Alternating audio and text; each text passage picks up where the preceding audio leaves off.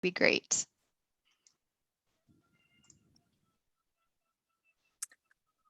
The recording has started, Annie. Great, thanks, Lucila.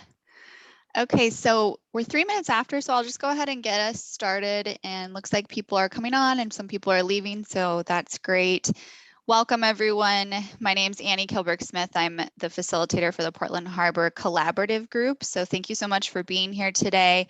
This is the meeting for the Consensus 101 webinar. We are going to be talking about what consensus decision-making is and how we're going to use it in the collaborative group. So this is really intended to be an educational webinar on process so that folks feel comfortable and prepared to make a decision at the next collaborative group meeting on September 8th. Note that we are recording today for those that just jumped on and didn't hear me say that earlier, and we're going to be sending this recording out to all collaborative group members so that they know they can have access to this prior to the September 8th meeting. So if folks want to introduce themselves in the chat, it would be great. You can go ahead and put your name and affiliation in there. We're not going to do verbal introductions because we're trying to make this webinar as succinct as possible, but love to see your faces and your names and see some people on but not on video, so that's great. Welcome. Okay.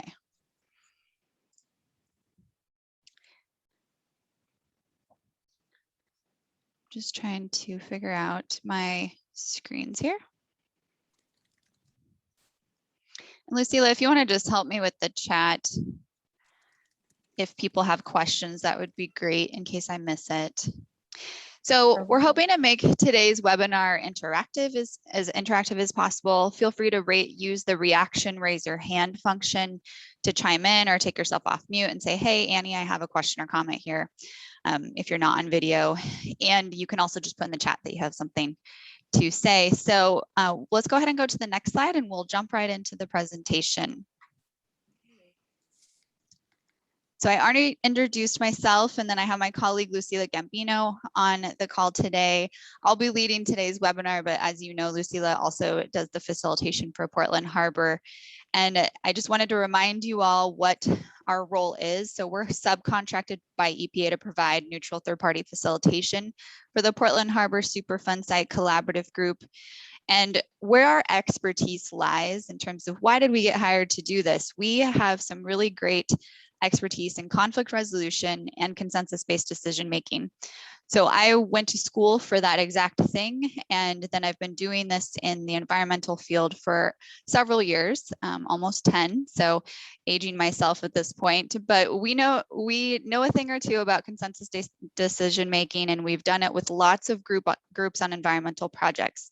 So this is something that we know how to use. We've used it a lot with other groups, and this group has done a really good job in terms of developing a consensus-based process that will work for the collaborative group. Just so you know, we also use this type of process in other Superfund site projects, including the Sulphur Bank Superfund site in California and the Lower Duwamish one in Washington. So the reason we're talking about this today is because we have the first decision that the collaborative group is going to be making on September 8th. And that decision is going to be a process decision. So it's not a highly controversial decision. We're starting with some low-hanging fruit. What we'll be asking folks to do is to adopt the group agreements that you all have developed over the last several months. But the hope is that we're going to be using this decision-making framework for more significant decisions and more substantive decisions in the future. And so the collaborative group is going to make two types of decisions. They'll be able to, one, make decisions on process pieces, such as the group agreements, adopting the charter, et cetera. And then the other pieces, they'll be able to make consensus-based recommendations for substantive things to recommend to EPA and DEQ on how to move the cleanup forward. So this decision-making framework will be a good practice to use on the September 8th meeting, and we're looking forward to introducing it to you today. So if you want to go to the next slide. So what are the principles of consensus-based decision-making? So I want you all to feel free to chime in. Consensus-based decision-making mean to you? What are the things that come to mind? You can take yourself off mute and just say them out loud or go ahead and put them in the chat.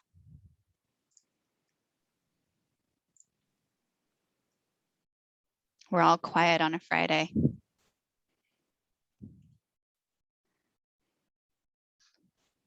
might pick on some of you just to see if you have any thoughts. Hey, John, what do you think of, like a word or two that comes to mind when you think of consensus? Well, it's not necessarily unanimous. That's one thing, but you would like at least everybody have had a chance to voice their opinion and everybody to collectively take everybody's concerns under consideration. And then as I understand it, you reach some sort of a majority. You will not leave the table if there's anybody that absolutely does not agree, and they can abstain and still have the consensus. But if they don't agree, you still got to get to some sort of a place where they're either agreeing or abstaining from the decision. Does that catch what you're looking for there? Some of those pieces are right on, John, and we'll get to a deeper explanation on some of them. So what I heard you say, is looking for agreement, which is certainly one of the pieces that is part of consensus-based decision-making, participatory. We're looking for collaborative decisions. We're looking for things that can be agreement seeking. So where can we find agreement with each other versus disagreement? How can we make sure that everyone's participating and cooperating together? So if you want to post those up on the screen, Lucila, that would be great. And I see some folks in the chat. So yes, Courtney, agreement. Irina, decision everyone can live with. Abstaining from disagreement. Yes, so that's correct. We'll get into how that works in this process, but yes, you can abstain from a decision, and that way you're not blocking it from moving forward, but you're not agreeing to it. So those are the 5 main principles when we think about consensus. So what does, and you can go to the next slide, what is consensus-based decision making? So if you want to say in the chat what it means to you, and what else is important about consensus in terms of a decision-making process here. So I'll go ahead and read the definition out loud so that you all can hear it for those of you that aren't on the webinar and can't see the slides. But consensus-based decision-making is a group decision-making process in which members develop and agree to support a decision in the best interest of the whole group or a common goal. So just so you know, what we're looking for in consensus is it doesn't necessarily mean 100% agreement on each and every part of every issue, but rather support for the recommendation as a whole. And what that means in this process is something that you can live with. I saw that in the chat. And so that's exactly spot on. Maybe you don't say, yes, 100%, this is something I can stand behind every single day, or something I really care about on a day-to-day basis, but I'm not going to block it. Right? So you're going to come to support it in a way that makes sense for you. It's also part of a give and take process. So where are you going to fall on your sword and where are you not going to on certain recommendations? If certain things are incredibly important to you and you feel very strongly, maybe that's where your energy is spent more. And on things that maybe don't matter to you as much, but matter to other people, maybe you just sit back and let the group move forward, even though it's not something you necessarily care about as much. Any other definitions of consensus? If you want to put them in the chat or anything else. Okay, so let's keep going. So what is consensus decision-making not, right? So what we're trying to avoid is using a Roberts rules or top-down decision-making type of framework. What we heard from Portland Harbor community leaders when we developed this consensus-based decision-making framework was they wanted to utilize decision-making in a way where it focused on where we find agreement and not support a minority majority vote. So we're not using voting. We're not doing a minority majority type of decision-making process. We won't have minority reports. This is very different. We're looking for folks to either support or able to live with the decision versus not support it. Okay, next slide. Some of the goals for decision-making, would love to hear if you yourself have any goals with what it means for you, but what we're looking is for better decisions, better implementation, and better group relationships. And so I'm wondering if any of you have used consensus-based decision-making in the past and where these things have really stood out to you. So where have you used this, and what types of better decisions, better implementation or relationships did you find worked well? You can take yourself off mute, put it in the chat. Would love to hear that.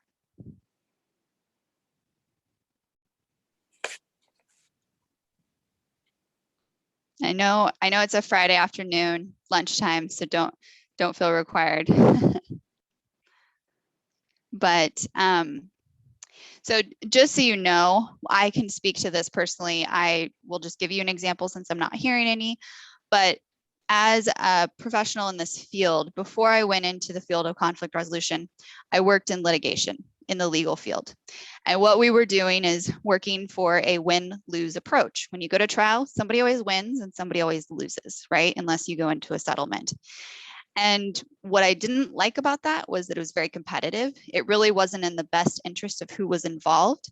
And a lot of times it just drained resources and took the process over a really long haul that didn't really serve the interests of the folks that were involved. And so once I observed that so many times, no offense to anybody that's a lawyer, I work with lots of them. But once I observed that, I decided to move into a more collaborative type of realm for my profession because I really wanted to work towards win-win solutions or ones that people could live with. And that's where I started working into conflict resolution and consensus-based decision-making. And I found that these three things have really stood out to me in terms of every decision that you make in this way really does provide better relationships, implementation, and decisions. Okay, next slide. So I'm going to just take us through the steps on how we're going to use this consensus-based decision-making in the collaborative meetings. I'm going to let you look at these slides for a moment. I'll say some of these out loud, but there's 6 main steps. So step 1 is folks are going to have a discussion. Also, you have to note that a quorum is going to have to exist. So we have to have at least 10 decision-making members at these meetings in order to move a decision forward.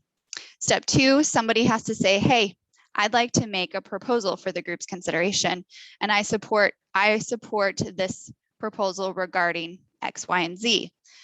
Then a second person also has to support that proposal.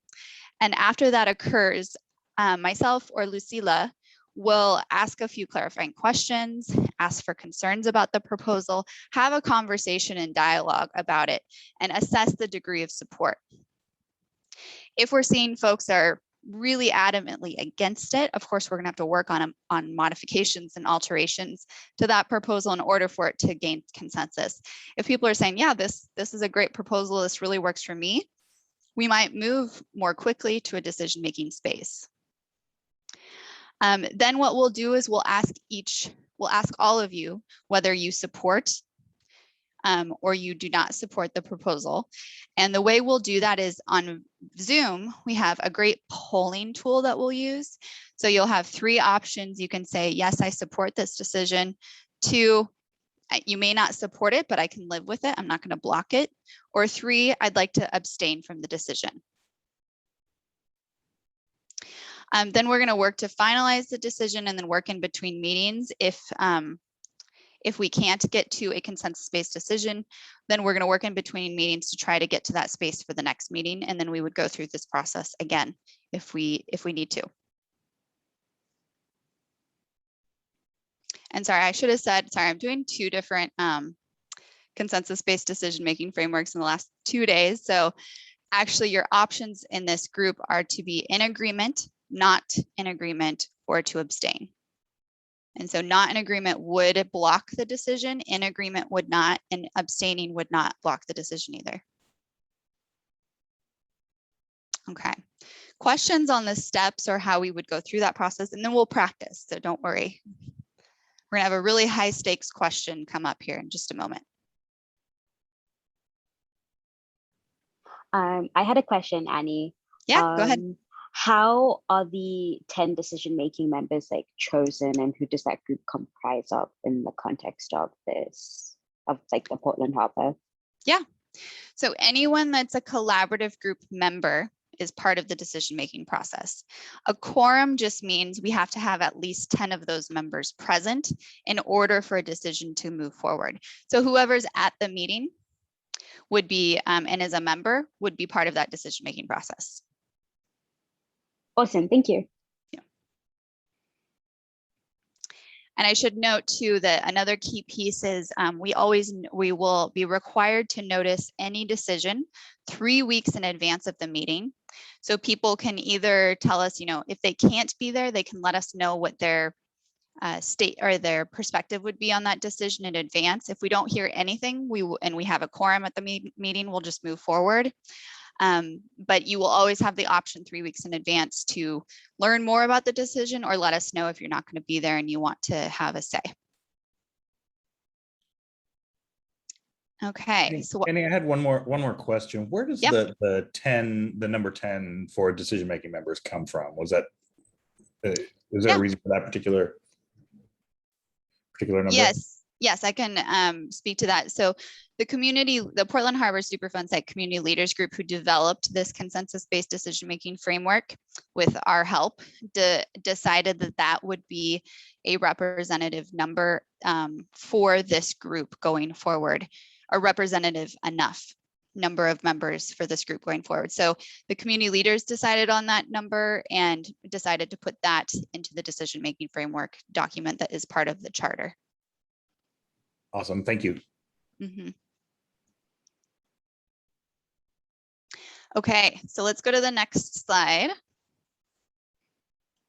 Really high stakes question here. So what I'm going to ask somebody to do, and I'm going to probably pick on the people that are on video. So John and Aaron, be ready. But I'm going to ask, and this is actually a good question for us to practice with, because we have heard from a lot of collaborative group members, hey, when we have meetings in person, we really need to have food available. This is in the evening. People don't have time to go get dinner before they come or bring it with them. And so, hey, we'd love to have food at these meetings. So I know it's a silly question, but it's also really important. But what I'd like you to do is, Lucila is going to use the Zoom polling function to show you how we would do this real time in a meeting. And Aaron, I'm going to ask you to say, I propose that the collaborative have pizza and soda at every meeting. And then I'm going to need either Mama Long or John to say, I also support this proposal. And then we'll give space to see if folks have questions or concerns. Hey, no, I'm gluten-free. I don't want pizza at every meeting. Hey, let's make sure there's water available. I don't like high sugar beverages, blah, blah, blah. So any disagreement will hopefully work out and modify the proposal to make sure it works for everybody. And then we'll move into the polling feature so you can practice posting your vote for this question. Okay. So Aaron, I'm leaning on you for you to propose this. As my platform for class president, I'm going to propose that we have pizza and soda at every meeting. Okay. All right. So I'm hearing that it's really important to have food at these meetings. Do we have another person in support of this proposal? I support. John, you support the proposal? Okay, great. So the proposal on the table is what you heard. And so I want to just open it up to everyone else. If you have any concerns or questions about the proposal, I want you to go ahead and raise them. And please feel free to indulge our silliness here. I'm a hardcore vegan, and I just want to make sure that there are vegan options for folks that don't eat meat. It's a really good modification. So yes, we can definitely modify the proposal to accommodate that request. Okay, any other questions or concerns about this one? Okay, so then Lucila, say we're in the meeting, Lucila would go ahead and put a poll out to everybody. You'll see it pop up on your screen. And then you'll want to say, so option number 1 is in agreement. Option number 2 is not in agreement or have additional issues or questions. So that would be blocking the proposal from moving forward. And number 3, abstain from the decision, would be nothing. You abstain from the decision. You don't have any say in this. You don't care if it goes forward. You don't care if it gets blocked. You're just going to go ahead and stay out of it. And so those are the 3 options. If you could go ahead and cast your votes. You just click on one of those options and press submit.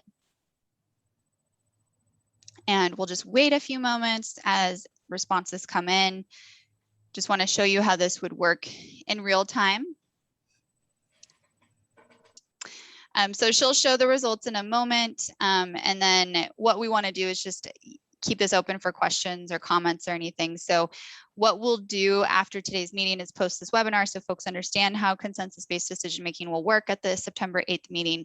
We'll be asking for your support on the group agreements that you all have been working on together. And we'll use this decision-making framework during the meeting to either support or modify the group agreements, which I know it's really important that we try to get support for them so we can keep moving on some of the other key process pieces. So it looks like we've got the published results. So looks like we have 90% of folks that support the food piece, and a couple people, or at least 10% that just said they abstain. So if we were in a real-time meeting, this would mean this would go ahead and go forward because we don't have anybody that's not in agreement. Okay, and then what's great about this on our end is that we can download the results and then show it in a spreadsheet who voted for what.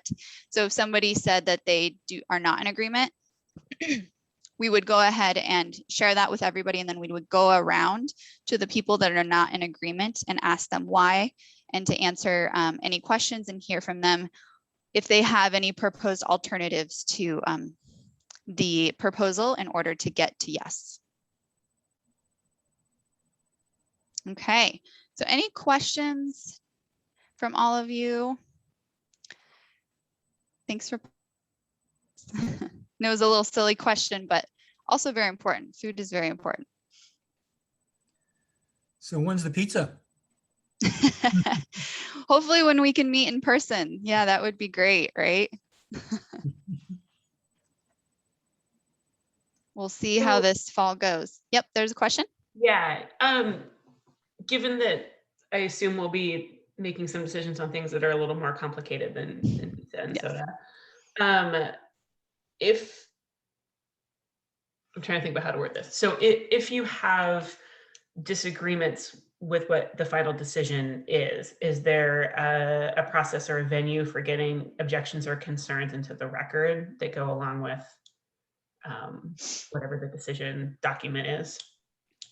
Yeah, so if we cannot get everyone either to I support the decision or I abstain from the decision, it will not move forward because the goal of this group is to reach consensus. So if one person says I do not support it, we would go to that person live in the meeting and say, can you explain more about why, what questions need to be answered or what modifications need to be made so you can support this. If we can't get to that during the meeting timeframe, then what we need from them is them to commit to working with the facilitation team and the steering committee in between that meeting and the next one to modify a proposal that would be sent out 3 weeks in advance of the next meeting. And then we would revisit the same issue at the following meeting. Okay. So it extends the process.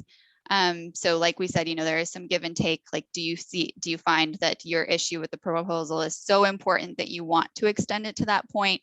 Or is it something that you feel okay with? Hey, I can live with this. Let's just move on. Okay. That's a really good question. Any other things that are rising to the surface for folks?